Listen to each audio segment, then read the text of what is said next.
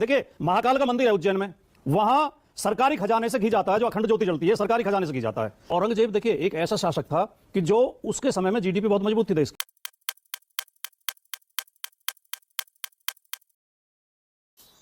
जय श्री राम। औरंगजेब के बारे में वर्तमान में अगर कोई सबसे ज़्यादा जानता है तो वह है समाजवादी पार्टी के प्रवक्ता राजकुमार भाटी। अब वो क्यों जानते हैं? इसके पीछे का कारण है कि दोनों ही एक साथ खेले कूदे, पढ़े लिखे, स्कूल वगैरह गए, तो औरंगजेब सारी की सारी घटनाएं उनको बताया करते थे। राजकुमार भाटी के अनुसार औरंगजेब अपने पिता का बहुत सम्मान करता था। वह इतना सम्मान करता था कि उनके लिए अलग ही महल बनवाया था।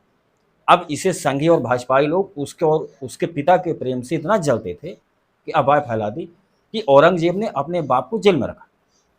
और तो और यहाँ तक कि अफवाह फैला दी कि औरंगजेब अपने बाप को पानी भी नहीं देता था।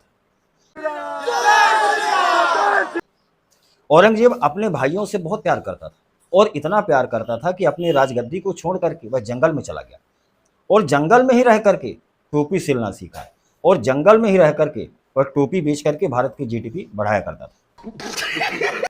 पर संघी और भाजपाई को यह बात नागवार गुजरी और उन्होंने यह अफवाह फैलानी शुरू कर दी कि औरंगजेब ने अपने ही सगे भाइयों की हत्या कर दी, जबकि औरंगजेब के सगे भाइयों की हत्या में संघी और भाजपाइयों का हाथ था, वो साबित। अपनी सगी बेटी से वो बहुत स्नेह रखता था, उसके लिए एक अलग ही महल बनवाया था और वह इतना प्यार करता था कि एक बेटी अपने पिता के स्नेह को देख करके कभी भी शादी ना करने का फैसला लिया और अपने पिता के साथ ही रहने लगी और औरंगजेब की सेवा करने का पूरा संकल्प लिया। पर संघी और भाजपाई को यह कैसे बर्दाश्त होता, उन्होंने अफवाह फैला दी। औरंगजेब की जो बेटी है जेब-उन-निसा, बुंदेलखंड के महाराज छत्रसाल से मोहब्बत करती है। उसने एक महफिल में छत्रसाल महाराज को देखा था, जिन्हें औरंगजेब बिल्कुल पसंद नहीं करता था। इसलिए एक हिंदू राजा से अपनी बेटी की मोहब्बत को औरंगजेब सहन नहीं कर पाया और सलीमगढ़ के किले में उसे निर्वासित कर दिया, बंद करा दिया। औरंगजेब के समय भारत की जीडीपी बहुत ऊंची थी और यह जीडीपी उसने सिर्फ टोपी सिल करके बढ़ाया था। वह टोपी सिलने की नायाब तरकीब जंगल में रहकर के सीखी थी और अपने भाइयों के अनुरोध पर जब वापस दिल्ली आया तो उसने टोपी बनाने की कला को आगे बढ़ाया और इतनी टोपियां सिल करके बना करके बेचता था कि हर रोज 1.25 मन टोपियां बेचता था। पर भाजपाई और संघियों को यह बात कैसे बर्दाश्त होती? उन्होंने अफवाह फैला दी कि औरंगजेब रोज 1.25 मन जनेऊ उतरवा करके हिंदुओं को मुसलमान बनाता। औरंगजेब ने सिर्फ 2-4 मंदिर ही तोड़े, बाकी के लाखों मंदिर औरंगजेब ने बनवाए, जैसे काठियावाड़ का प्रसिद्ध सोमनाथ मंदिर, बनारस का विश्वनाथ मंदिर, मथुरा का केशवराम मंदिर औरंगजेब के आदेश पर निर्माण कराए गए।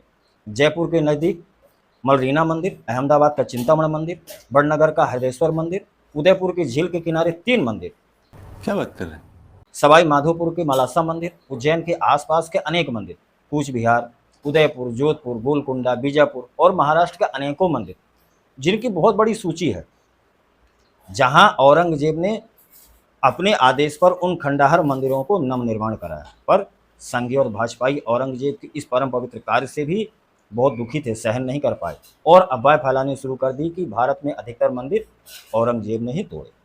औरंगजेब इतना भगवान को मानने वाला था कि वह हर रोज भगवान के मंदिर जाता था। वह भी राजस्थान के राजसमंद में नाथद्वारा में स्थित श्रीनाथ जी के मंदिर में रोज साफ सफाई करता था, लेकिन वह साफ सफाई झाड़ू से नहीं करता था, बल्कि अपनी दाढ़ी से करता था। पर यह बात संघी और भाजपाई सहन नहीं कर पाती तो उन्होंने अफवाह फैलाने शुरू कर दी कि जब श्रीनाथ जी के मंदिर को तोड़ने के लिए औरंगजेब गया तो उसकी आंखों की रोशनी चली गई। तो उस वक्त उसकी जो बेगम है भगवान श्रीनाथ जी से प्रार्थना करी और जब प्रार्थना करी और औरंगजेब ने पश्चाताप किया, तब बादशाह की आंखें फिर वापस आई और पश्चाताप के स्वरूप उसने अपनी दाढ़ी से सीढ़ियों को साफ किया और वहां पर जो गुलाल वगैरह गिरे थे उसे साफ किया। और संघी इतने तक नहीं रुके, उन्होंने औरंगजेब को अपमानित करने के लिए श्रीनाथ जी के मंदिर पे हर साल बादशाह जी की सवारी भी निकालते हैं। जो औरंगजेब की पोशाक पहने हुए व्यक्ति मंदिर के 9 सीढ़ियों को साफ करता है। महाकाल के मंदिर में भी जो ज्योति का घी है औरंगजेब ही देता था। अगर आपको यकीन ना हो तो हमारे समाजवादी पार्टी के प्रवक्ता भाटी जी हैं, उनसे सब पूछ सकते हैं, उनको सब पता है। फिलहाल अभी की इतनी ही जानकारी दे रहा हूँ, आगे जैसे भाटी जी मुझे कुछ बताएंगे तो मैं आपको बताऊंगा। तो क्रमशः देखते रहिए, आनंद लेते रहिए, लेकिन इस रोस्ट में दिमाग मत लगाइएगा। जय श्री राम।